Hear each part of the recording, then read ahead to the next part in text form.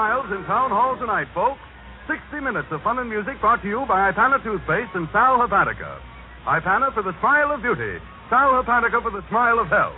Fun from Hollywood with our star comedian Fred Allen, who tonight brings us Jack Benny. Music by Peter Van Steeden. New features, new music, new laughs. It's Town Hall tonight.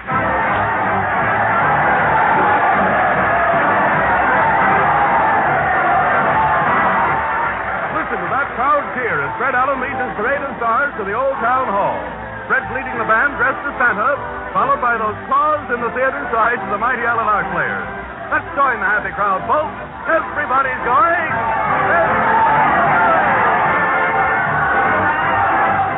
Here they come, Speed Demons. But, Sir Malcolm, you can't break the speed record here in Fairfield. I must, old bean. I've got to get to my radio in a hurry. It's Town Hall tonight. Balloonists. You just came down, Professor Kickard. Why are you taking your balloon up again? The radio reception is better in a fair lady. It's Town Hall tonight. Deep sea divers. Don't tell me you've located a sunken treasure in that wreck, Bill. Yeah, there's a radio down there. It's still worse, and it's Jack Benny tonight.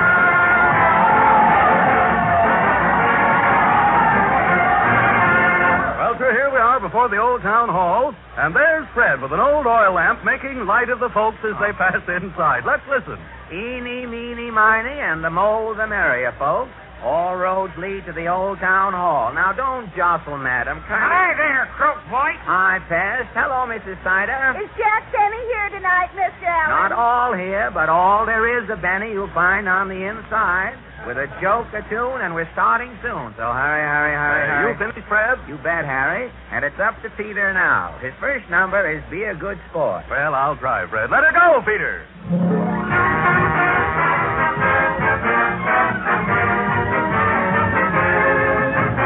Be a good sport.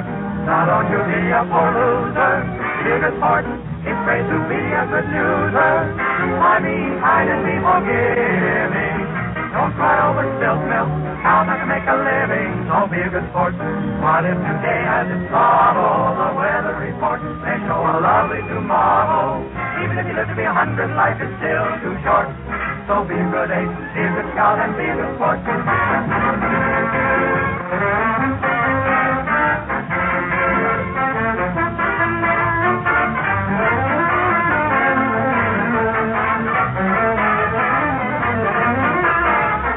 What if today has its trouble? The weather report may show a lovely tomorrow. Even if you live to be 100, life is still too short.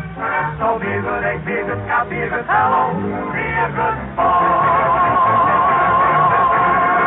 Presenting that zealous star of Zazu's Azitherene xylophone zephyrs, titillating somnambulant satire, Zanuck Zany of the cinema, Fred Allen in person.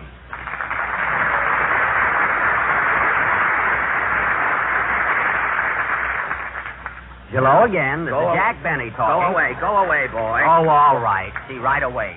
Get away from this microphone here. Good evening. We must get a weather strip put on the hall here.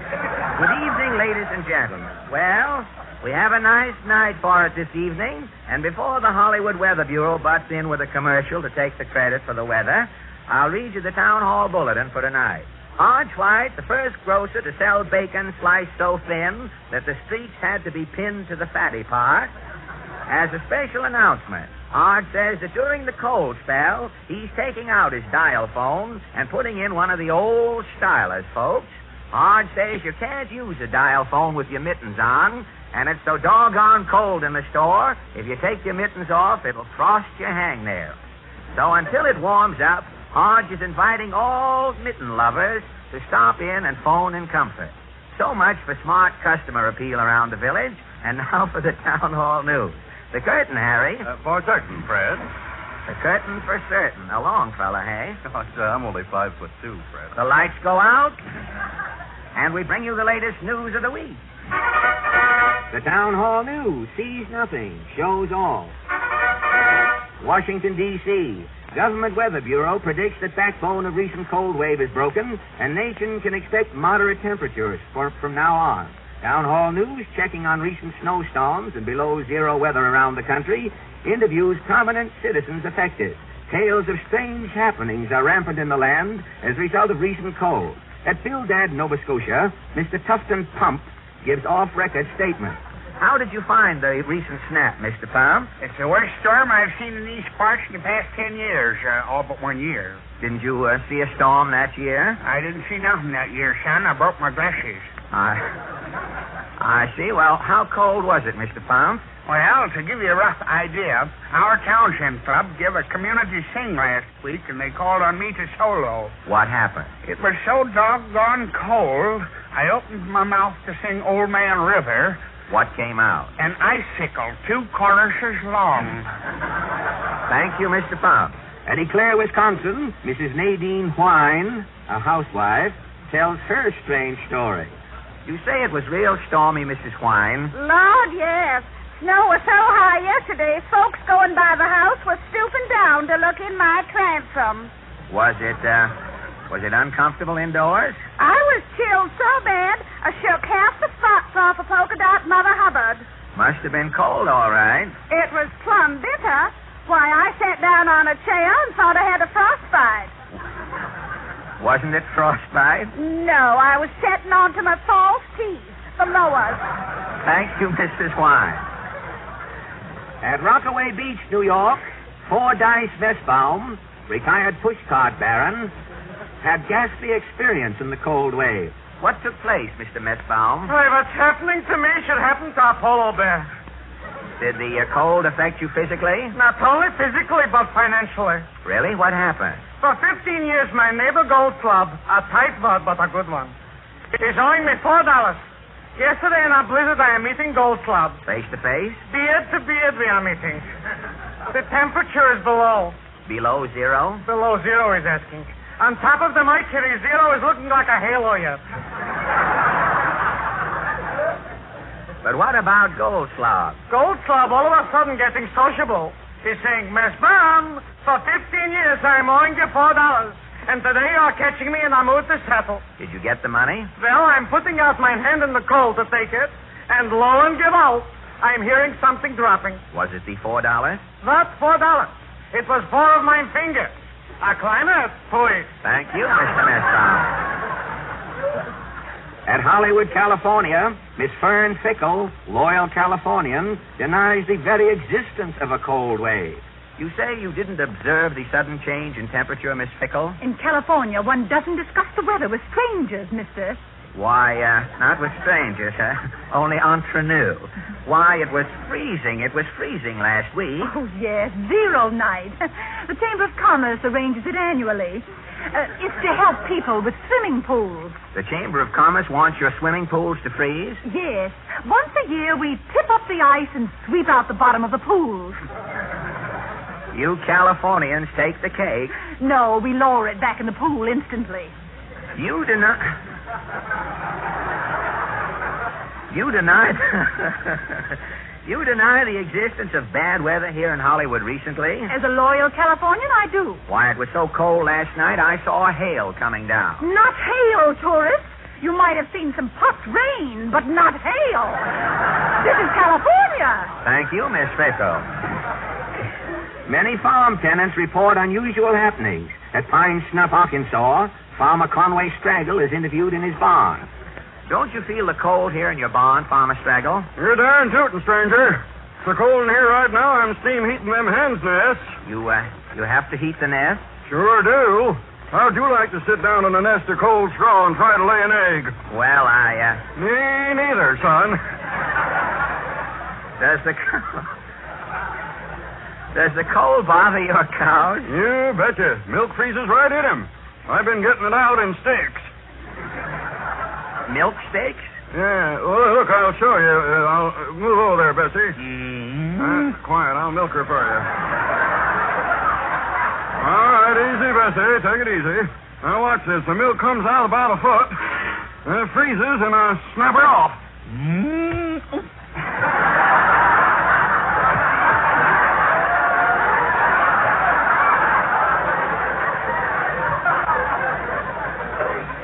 Thank you, Farmer Straggle. Break me off a pint, and I'll take it with me. I'll fix that.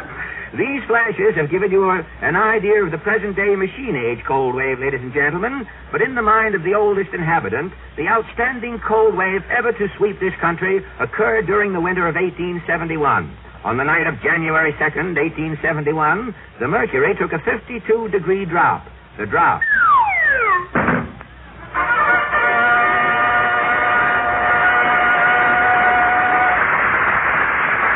Ladies and gentlemen, our first guest stars tonight, the Basin Street Boys. You have heard their voices many times in musical cartoons, and tonight they sing their latest number, You Drove the Gloom Away. When the sky's cloudy and gray, and the rain's hard all day, you did something sweet to me. Drove the gloom away. When the snow was on the ground, and the tree leaves couldn't be found, you did something sweet to me. Drove the gloom away. Now beers warm around you. Da-da-da, baby, thank you, divine. I'm so wild about you, baby, and the darkness off your mind. When the snow was on the ground, and the tree leaves couldn't be found, you did something sweet to me. Drove the gloom away.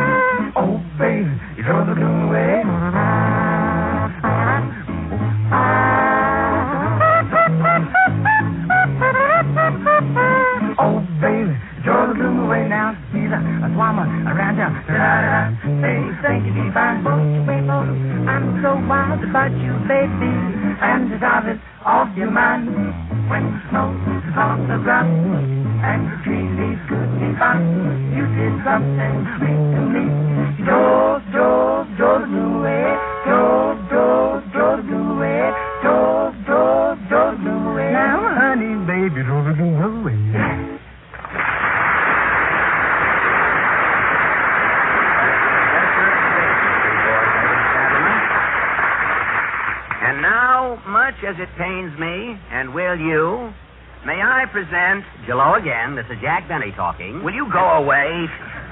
Oh, fuck.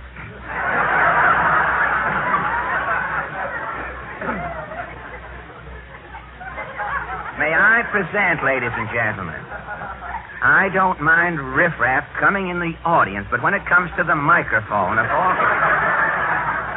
May I present Mr. J. Aloysius Grump, who sees all, tells all, and knows enough after reading a reliable weather report to come in out of the rain. Mr. Grump. Hi, folks.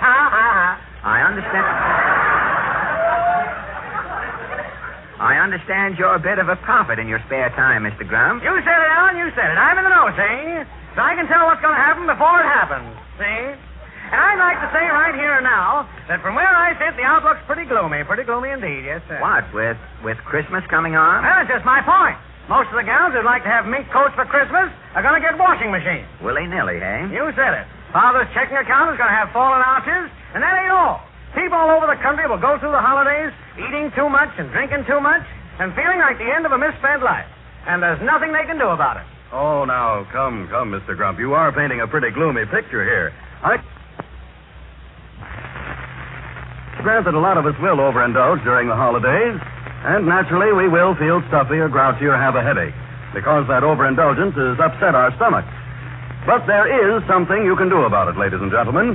You can reach for a friendly bottle of Sal Hepatica, because so many physicians will tell you that sluggish, under-par feeling is so often caused by two things: accumulated waste and gastric acidity. And Sal Hepatica is a quick-acting, effervescent mineral salt laxative made especially to get after both of these conditions at once. That's why it is particularly effective, ladies and gentlemen, because sal hepatica not only removes accumulated waste through laxation, but besides, it also counteracts that acidity. So just put 2 teaspoonfuls of sal hepatica in a glass of water and drink it. You'll soon be feeling alert, alive, feeling that there is a Santa Claus. If you'll just remember sal hepatica for the smile of health.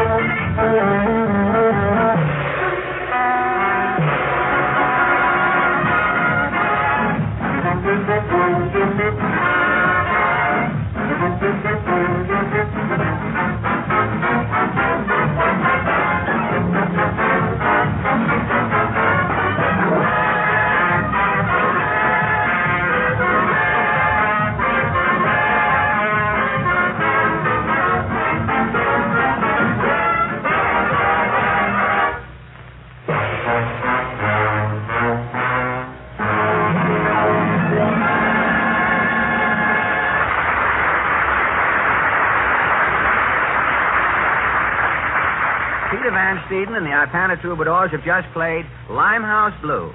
And now, ladies and gentlemen, you didn't expect to meet... Hello again. This is Jack Benny talking. Will you get away from here? Is this Wednesday night or not? Well...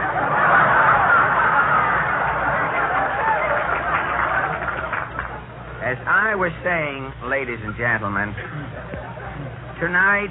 You didn't expect to meet... Whom, Fred? Well, right in back of this radio studio on the Warner Brothers lot here, Harry, there's a gentleman who operates a lunch wagon. Mm-hmm. Day and night, he is a veritable tornado of chopped meat and onions, for he is a genial Merlin who assembles hamburgers at an instant's notice for his customers. And his customers, Harry, are only movie and radio celebrities. Now, I think a man who works untold hours to help radio and movie favorites fend off malnutrition has an odd profession. He certainly has, Fred. Well, I've invited him to jump out of his frying pan into our fire this evening and see how it feels to be grilled himself. And so then, ladies and gentlemen, tonight I know you didn't expect to meet Mr. Willie King. Willie, you always make all of us feel at home at your lunch wagon, and Harry and I want you to feel at home here with us tonight. Thank you, Mr. Allen. I'll do my best. Well, first of all, do you just operate this one lunch wagon in back of the studio? No, I have 6 wagons altogether. Where are the other 5 touring cafes? They're in a garage. I only use them for special occasions. For banquets, weddings, and things like that, you mean? No. When Warner Picture companies go on location, I send out my trucks to serve lunch to the actors and mechanics. I see. You have the location concession. Right. I'm the only lunchman with the exclusive concession at the studio. You haven't any competition then? Well, there's one fella running a freelance lunch wagon, but he can't muscle in on my territory. A freelance lunch wagon? It isn't that fella they call Tomaine Sam, is it? I won't mention any names. Why should I advertise a competitor? You're right, Willie. Well, tell me, has your lunch wagon ever been in any of the Warner pictures? Yes. At the one you eat was used, I'm a fugitive from a chain gang.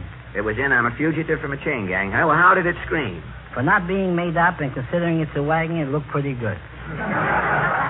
Well, you ought to paint your wagon red, Willie, and be ready for Technicolor. You think it's a bad idea? I think it's a good idea. But say, there's one... don't mind my voice tonight, Willie. I'm taking voice lessons from Andy Devine's teacher. It's just having effect.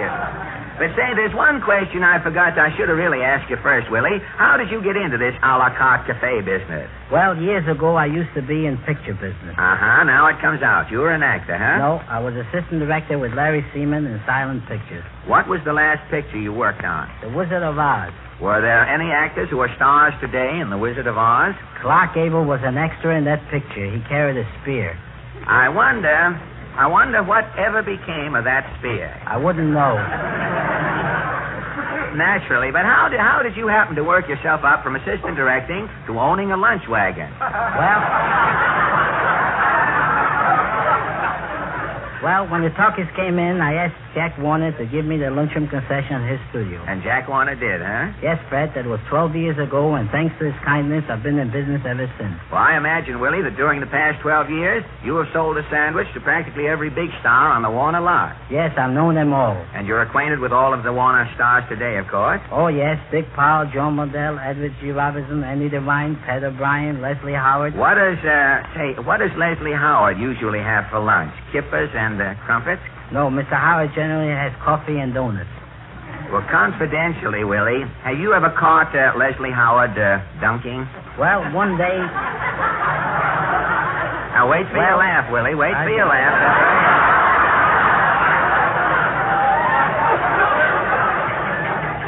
Well, one day when he was drinking his coffee, I did hear a splash. You heard a splash while Mr. Howard was drinking his coffee. Was Les dunking? No, his wristwatch fell in his coffee. Well, who else bolts calories at your table-d'hote trailer? Ruby Keeler. Does Ruby like your hamburgers? She says they're the best in town. No kidding, huh? Is Al, what's his name, her husband, Al, that fella, is he a hamburger addict? No, Al generally takes his steak smothered in ketchup. What about Betty Davis? Miss Davis is crazy about potatoes. I've seen her order fried potatoes and potato salad in the same plate. I imagine you treasure the mental picture you have of Miss Davis's potatoes among your starchy souvenirs, Willie. There's no time for sentiment when you're running a lunch wagon, Fred.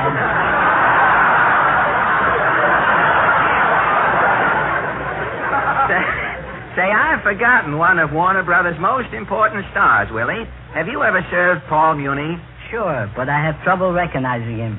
He looks so different in every picture. You've never chased Mr. Muni away from the wagon, have you? No, but once when he was making Louis Pasteur, I kept him waiting a half an hour. I didn't recognize him with his beard on. Did Mr. Muni stop in for lunch at Emil Zola? Every day. I'd like to have seen Zola eating a hamburger. Say, if they're good enough for Paul Muni, they're good enough for Zola. You've been catering to movie folks so long, Willie. Tell me, who eats more, the stars or the extras? Well, the extra usually. Lots of the stars are dieting while they're working. Have you ever witnessed any unusual gluttony at your wagon? Once I saw Barton McLean eat 5 steak sandwiches in a row. 5 steak sandwiches? Is that an all-time vitamin record? No. I think Al Dubin, the songwriter, holds the record. Oh, I've seen Al. He's a pretty big boy. Al must weigh about 250. I know. I heard they offered him a job as a stand-in over at the Elysian Mountain until they get the runaway part.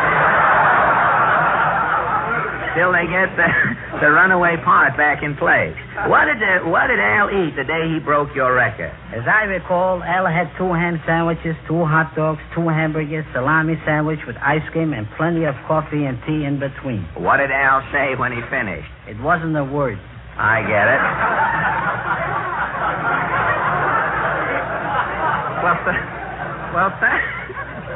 Well, thanks, Willie, for giving us this opportunity to put on our optical napkins and take a peek behind your mound of chopped steak and onion. It's been a pleasure, Fred. You like the radio business, eh? It's not bad. You don't have to wear an apron. I know, but you found the secret of success in your own business, Willie. You hitched your lunch wagon to a movie star. And the Warner Brothers. Right. Every sandwich a Warner Brother production. Now, before you go, is there a word of encouragement or advice you'd like to give to any youngsters who might be thinking of going into your business? Only this, Fred. If you're going to be a success making hamburger sandwiches, you've got to make both ends meet. Meat as in hamburger, I see. Well, good night and thank you, Willie King.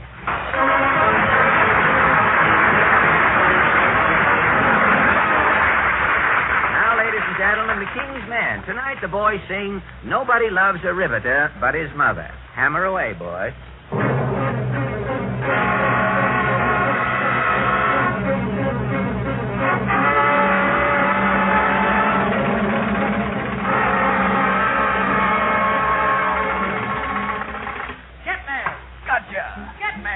Gotcha. All for one and one for all. That's how us girls play basketball. Get me. Gotcha. Get me. Gotcha. That's how I earn me weekly check. With a hammer on me shoulder. And a girder around my neck.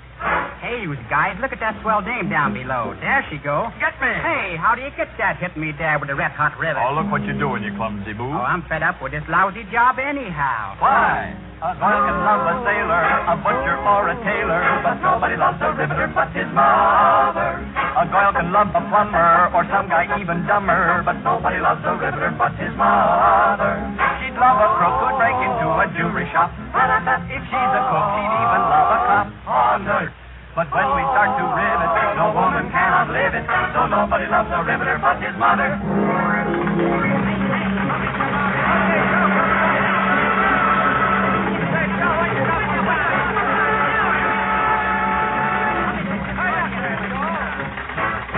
A girl can love an actor, a lawyer or contractor, but nobody loves a riveter but his mother. But nobody loves a riveter but his mother. King Solomon, 10,000 wives, all paid his rent, and each one paid 0.1%. Oh, for goodness sake. But when we start to rivet, no woman cannot live it, so nobody loves a riveter but his mother. Get me. Gotcha.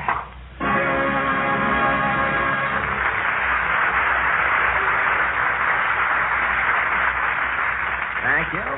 Our next guest, ladies and gentlemen, Mr. Eugene Lester. Mr. Lester is not a soloist by profession. Gene is the official candid cameraman for the popular radio magazine, The Radio Guide. Gene, you're out here in Hollywood doing candid camera work on some of the radio shows, aren't you? Yes, Fred, I've been shooting all the shows originating from the West Coast here. You have, huh? What shows have you done recently? Well, so far I've done the Hollywood Mardi Gras, the Burns and Allen show, Phil Baker, and then I think that fellow sitting over there in the corner was on one of them. Oh, Mr. Benny? That's the one. Yeah, that's the one. Well, you'll know as soon as you get the things developed.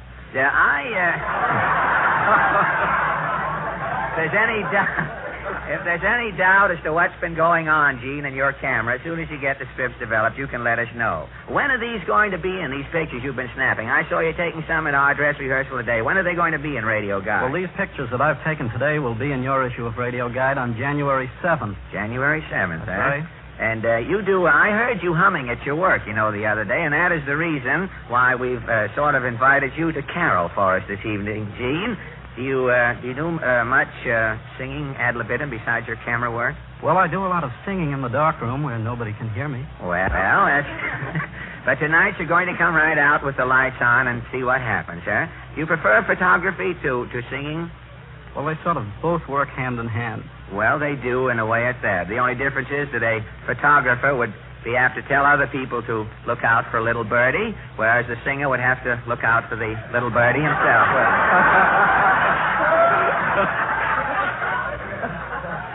But,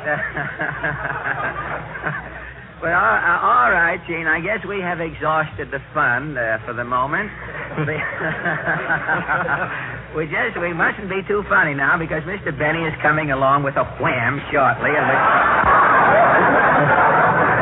What are you going to sing, Gene? Well, there's a new tune called Rosalie that seems to be pretty popular today. Rosalie from the picture of the same name? That's right. All right, Rosalie, thank you.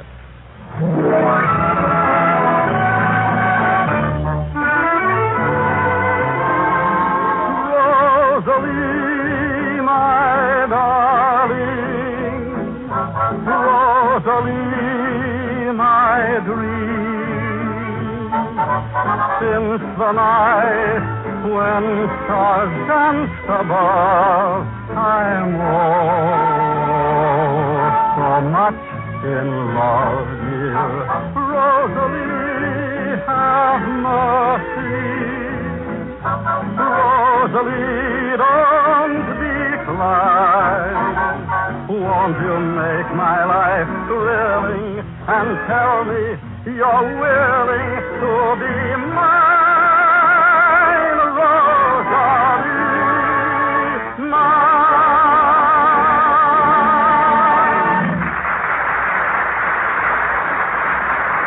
Lester Dean Lester, ladies and gentlemen.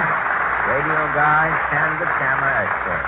Now, ladies and gentlemen, if you have no serious objections, I'd like to conduct a little experiment at this point. You see, some expert has just burst into print with a statement that radio audiences listen with only half their minds, and consequently have only a vague idea of what they hear. Well, do you think you can change all that, Fred? No, Harry. All I want to do is to prove or disprove it. Now, if I can just get someone within the range of these tired eyes, this gentleman here in the front row.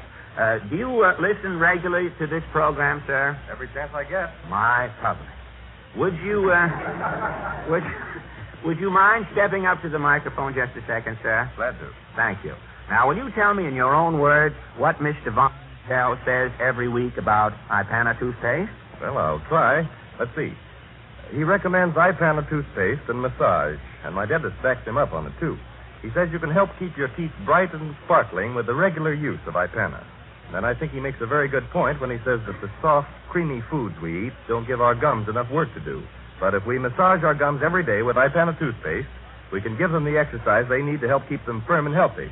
I guess that just about covers everything. Well, Fred, this gentleman sort of knocks your expert theory into a cocked hat, doesn't he? Well, of course, Mr. Von Zell, I've been using Ipana for a couple of years now, and just lately with one of those new double-duty toothbrushes, so I've had plenty of chance to check up on your statements. Maybe that's why I remember them so well. Well, whatever the reason is, we're very indebted to you, sir. Not at all, Mr. Von Zell. Oh, there's one more thing I didn't mention. Well, maybe we'd better leave that for Harry. He might feel slighted if we didn't. Go ahead, Harry. Well, I don't know. All that's left for me to say is since brighter teeth and healthier gums naturally mean a far more attractive smile, ladies and gentlemen, Always remember Ipana for the smile of beauty.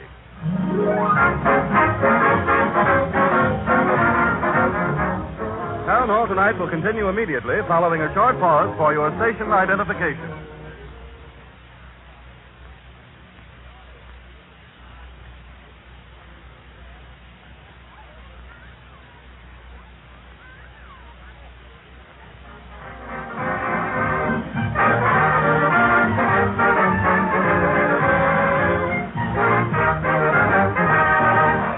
Peter and Van Steeden and the Ipana Troubadours have just played part of I'm Feeling Like a Million. We started our new service a few weeks ago, ladies and gentlemen. You know, on all of the hour programs, right in the middle, where the announcer says this is station so-and-so and so-and-so, the music always sort of dies out, and for a few brief seconds, you miss part of the tune. So week after week now, we are going to give you back the few little bars of music you missed when the announcer speaks in our program. Will you play the few strains there, Peter, for us, please?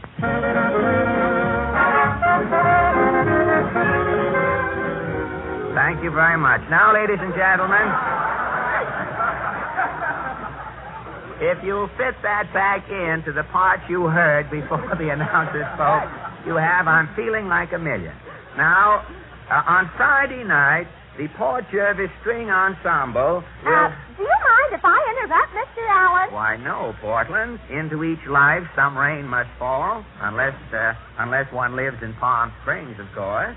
Or unless one is an old maid. What has an old maid to do with no rain falling in her life? If an old maid never gets married, she never gets a shower, does she? Tub her shower as long as she's healthy. What is this? Well, I've got a big surprise for you tonight, Mr. Allen. Big surprise? Now, look, Portland, this is the day of digest publications, concentrated foods, and capsule criticism. Couldn't you sense the trend and show up with a little surprise? But this is the biggest thing you've had on the program this year. Hello again for the fourth time. Now, look, Portland, a thing on the program we don't need. Stuff I don't mind, but not a thing. But, Mr. Allen, it isn't a thing. This is an old friend of yours from the days of vaudeville. If it's Otto the Trained Seal, throw him a fish and tell him I'm busy. Now, wait a minute, Fred. If you'll just take your nose, that one you used to talk through, out of that microphone. You'll see that it's me. Oh, Jack. Jack Benny. Well, wait a minute. There's a reception goes in there. That doesn't happen.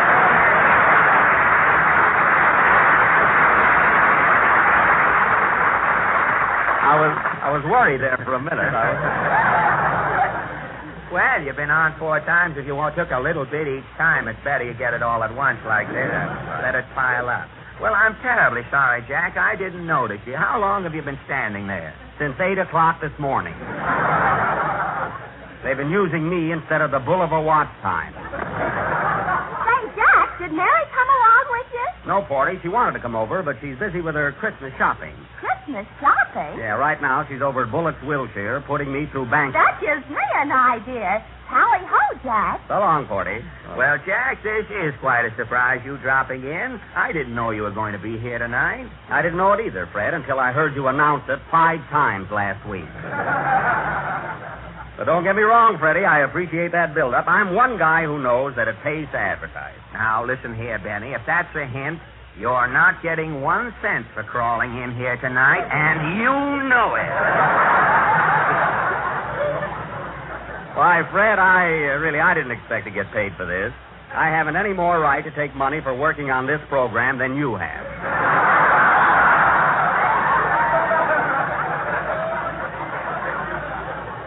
You for a while there. Now,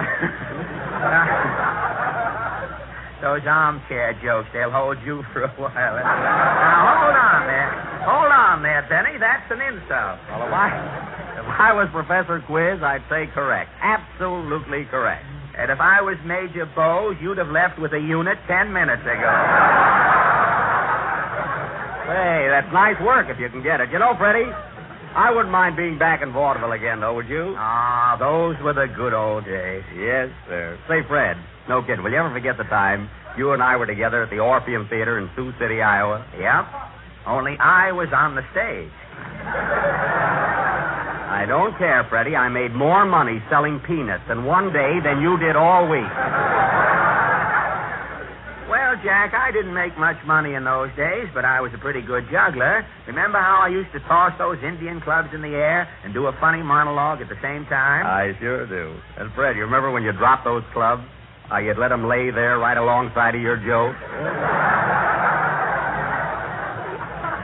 Yep. Well, you ought to know. You swept up the theater every night. I did not. I used to stay in the theater late just to practice my violin. Well, you should have stuck to your broom. I should have stuck to my own program, too. I had to ask for this yet, huh? Well, you had to write it yet to insult yourself. Well, Fred, anyway, a lot of water has gone over the darn since then, huh? Over the Don? Yes, Fred, you know how careful we have to be.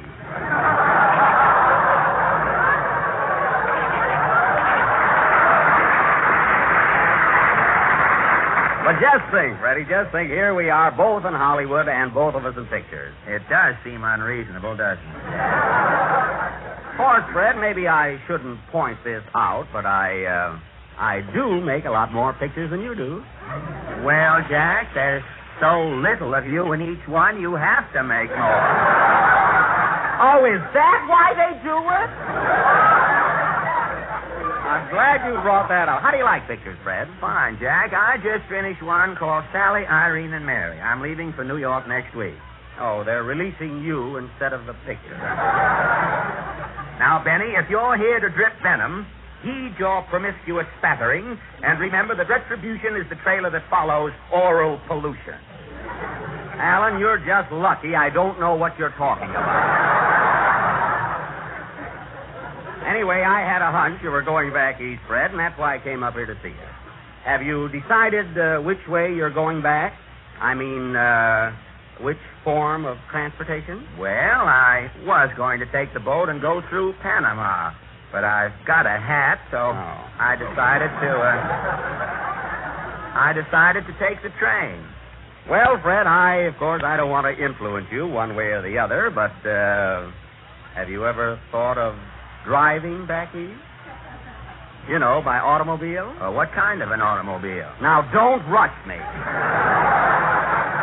And it's in good condition, too.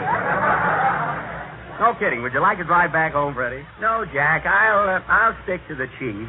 Well, if you'd rather hang around with Indians. But the chief is a train, as you will find out when you finish your next picture, Mr. Benny. Say, what are you trying to get at, anyway? Well, Fred, I own a Maxwell. And I thought that You don't think you can palm that tin nightmare off on me, I hope? Why, I wouldn't be found dead in that car. Say, you're no better than the engine.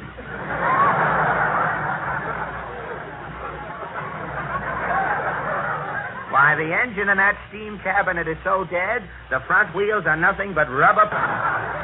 Where is that uncovered wagon? It's right outside the door. Hey, boys. Yes, Mr. Benny. Will you drive my Maxwell in, please? Oh, sure. Now, be careful, fellas. It's a high-powered car there, you know. Right in here, boys. Right in here. Well, you want us to leave it right here, Mr. Benny? Yes, thanks, fellas. Hey, what's that noise? Noise? I'll cut off the motor so we can hear it.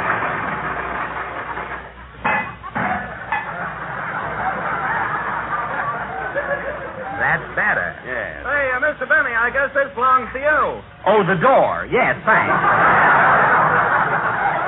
I went to close it and it came off in my hand. Well, you can stick it back on with a little new skin, Jack. Say, what's that bottle of scotch doing tied on the front? That's for the radiator on New Year's Eve. It looks like the car's got a hangover already. Benny, you may not be a snake in the grass, but you're sure hanging around with the rattler there. That's libel, Alan. And if I had my writers here, what we'd call you be a four-bell raz. Say, what's up? Say, who started it? Say, what was that? Did the engine drop out? No, Smarty, it's the new sunken motor. And listen to this horn. That note is by Stokowski. Well, how is the car on gas? Well, I get about 4 miles to the quart. If I insist, of course. If you put your foot down. Yes. Well, how much does that make to the gallon? Well, I never put in a gallon. I don't believe in spoiling a car. You know how it is with gas tanks. Easy come, easy go. Well, Alan, what do you say? Well, now that I've had a good look at this bear trap, Jack, I know why the Maxwell people went into the coffee business.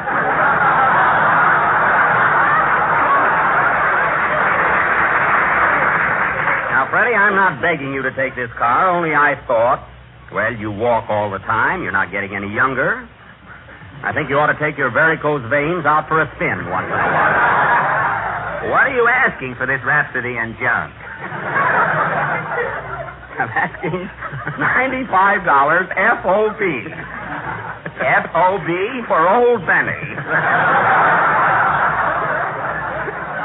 How about it, Fred? Say, if you don't know, laughing at your next Sunday show already. I can't wait. If you don't know... I'd give $1,000 if I could think of an answer right now. If you don't know by now that I don't want that car, you ought to have your skull bent. All right, Fred, as long as you don't want to buy it, I'll tell you what I'll do. I'll wrap it in cellophane, tie a big red ribbon around it, and give it to you for Christmas. How's that? If I wake up Christmas morning and find that monstrosity in my stocking, I'll go barefooted the rest of my life. That would be nothing new for you, you hillbilly. So you don't even want it for a present, huh? I don't want it present, past, the future. You can take that animated skillet. All right, Fred, all right. I merely wanted to be a good fellow, that's all. If you don't want the car, and I think you don't, I'll be on my way. No hard feelings, I hope. No, Jack, I haven't anything against you, not Benny the man. I'm just not in the market, that's all. I hope I didn't offend you. Oh, no, Freddie, I'll just have to sell it to some other guy.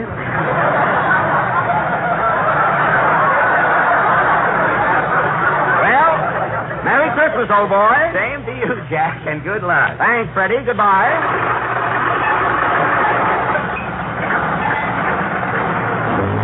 Hey, what was that, Jack? That's what my car thinks of you, Alan. So long, everybody.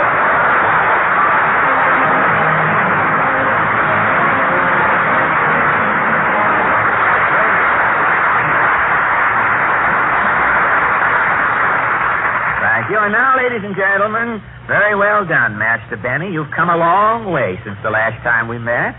And now... now, ladies and gentlemen, let's all get together and make this coming holiday a safe, sane, and happy one. Will you buy your cap pistols, Roman candles, toy cannon, and firecrackers? Be sure... Wait, just a minute, Fred. What holiday are you talking about, anyway? Why, the 4th of July, of course. Well, Fred, the coming holiday is Christmas. I know that, Harry, but if you start talking about Christmas these days, you run into a lot of competition. And besides, I had a message up my sleeve. I want people to be careful. I want them to be able to enjoy their holiday. Fred, I had a holiday message also. Oh, Harry, did I spoil it for you? Well, no, because I want everybody to enjoy the holidays, too. And I want them to be careful. Especially careful of a cold. Because nothing can take the merry out of a Merry Christmas more completely than a cold. That's why I hope that during the holidays everyone will be sure to have a bottle of Sal Hepatica on hand. Because so many physicians say you can often help throw up a cold more quickly if, at its very beginning, you do two important and fundamental things. One, remove accumulated waste, and two, counteract the acidity that so frequently accompanies a cold. And Sal Hepatica, ladies and gentlemen, is an effective mineral salt laxative that does both of those things at once. It not only removes accumulated waste through laxation, but it also helps nature counteract that acidity. So don't take chances on a cold spoiling your holidays. Take Sal Hepatica for the smile of health. Now, ladies and gentlemen, we bring you those theatrical termites who have gone through their artistic lives trying to bring down the house. The mighty Allen art players. Tonight they present a Christmas fable. It's called Santa Claus Sits Down, or Jingle Bells Shall Not Ring Tonight. Over to you, Peter.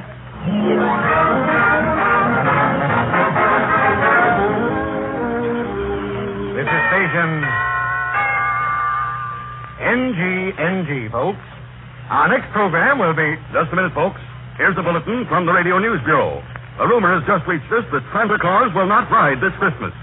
Unconfirmed reports ride throughout the country that Santa Claus is on sit-down strike.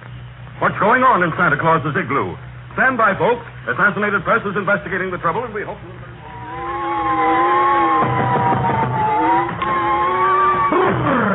Is this the Santa Claus igloo? Yes, I'm Mrs. Claus. I'm Phil Beat of the Assassinated Press. I'm here to check on this rumor that Santa Claus refuses to ride this year. Oh, I'm glad to come. I've been fighting with him all week, and he refuses to budge. Well, where is Santa Claus now? Oh, the old fool's in the next room sulking. I'll get him. Hey, Santa. Oh, it ain't no use coaxing, Ma. Oh, you ain't go.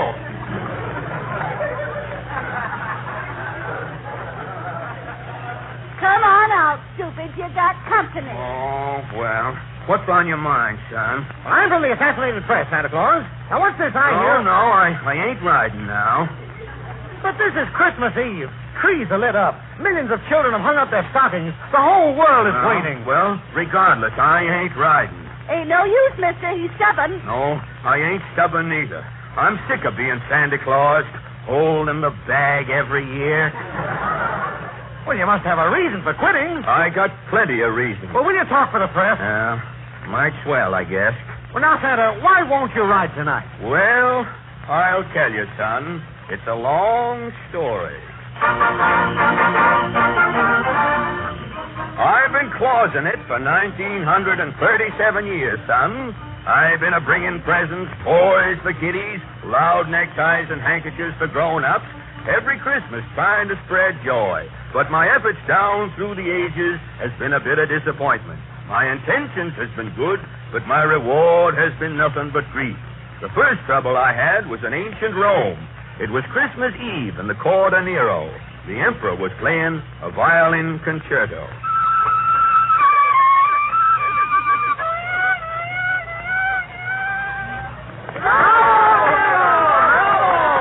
Is your emperor the best fiddler in Rome, Latches? Yay, Nero! Is your king a master of pizzicato? Yay, Nero! Shall Nero play an encore? No, Nero! What, you dog?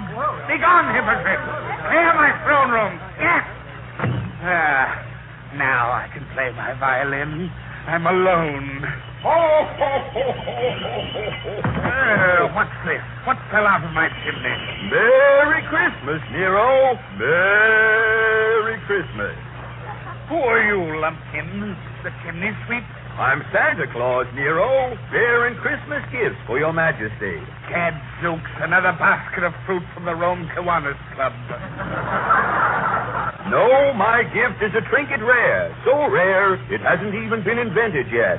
Watkins, what is this tiny golden box? It's a cigarette lighter, Nero. Turn yon little wheel. Gramercy, it's flames.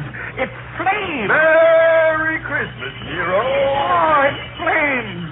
Rome has scoffed at my fiddle.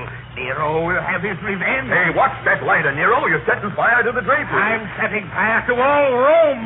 Revenge. Look out. Revenge. Nero, be careful, Nero. So you see, son, if it wasn't for Santa Claus, Rome wouldn't have burned. Well, I know that, but... Here I was trying to spread good cheer, and what did I get? Singed whiskers. But that was 2,000 years ago. Nero was only the start of my trouble, son. A few centuries later, I had trouble in a little country to the north of England. That Christmas, I had a present for a young poet. I peeked in the window. He was writing a sonnet. His mother come into the room. Bobby? Hi, Mother. It's time you were to bed, lad. I'm composing, Mother. Have you not heard of a poet? A poet at your age, Robbie. I am Robbie Burns, the youngest poet in the Glen. Are you concocting a limerick?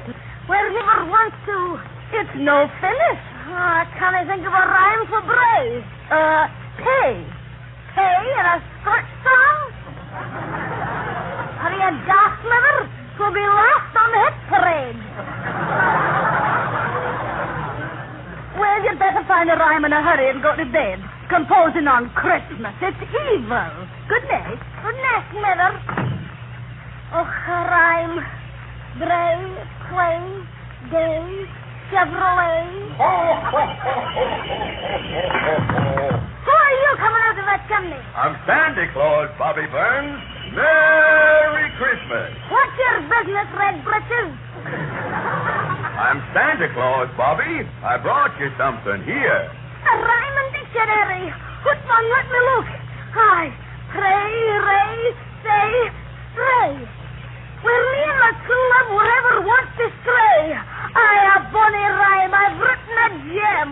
Merry Christmas, Bobby. How much are you asking for the rhyming dictionary, Claus? It's Christmas, Bobby. I'm giving it to you. Giving it?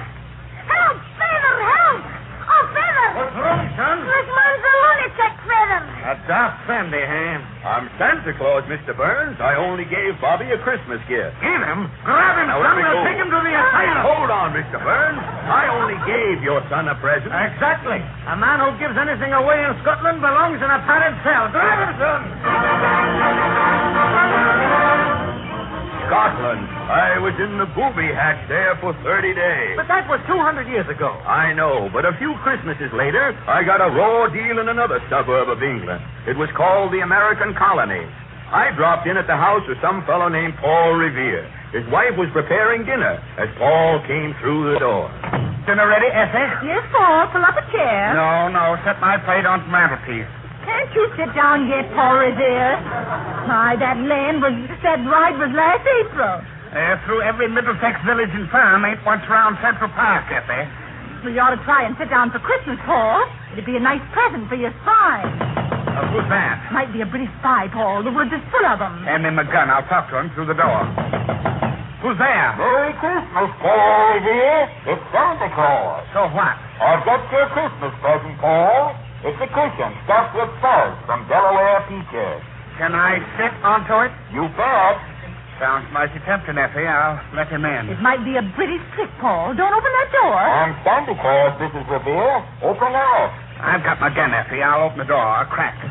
Merry Christmas, Paul. Look at his suit, Paul. A red coat. Take this. Now, whoa, now, Paul.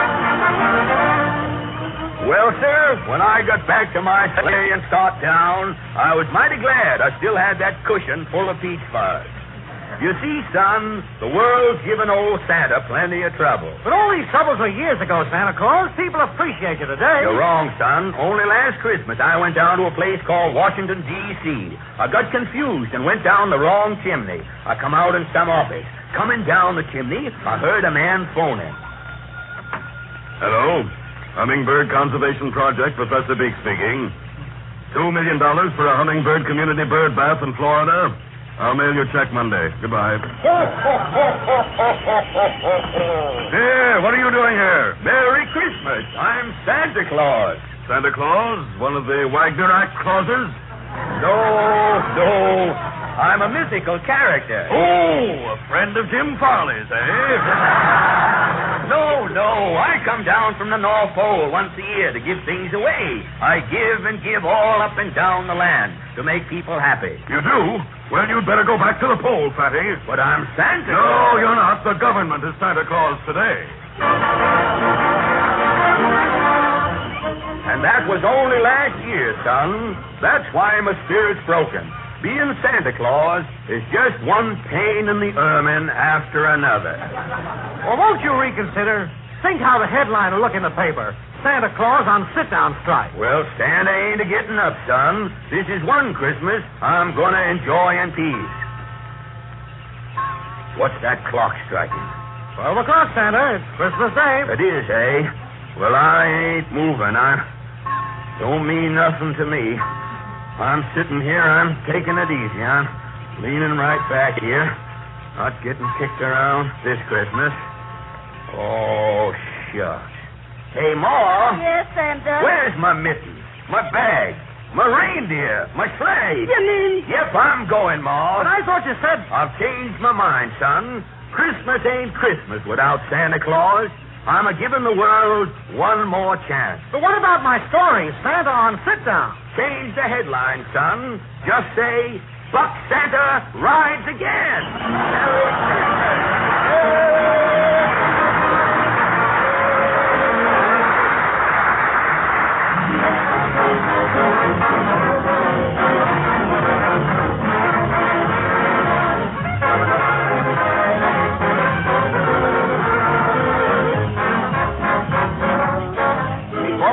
Again next Wednesday, ladies and gentlemen, Christmas will have come and gone. So right now, I want to wish every one of you the merriest and the happiest kind of a holiday. This comes from Peter and Harry, and from our sponsors, the makers of Ipana toothpaste and Sal Hepatica. And so then, from all of us to all of you, Merry Christmas.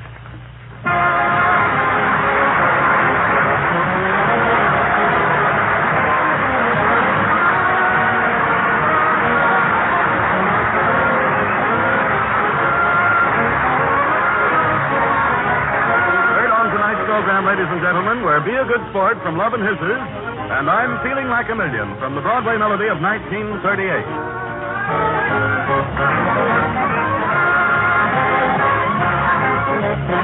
This is the National Broadcasting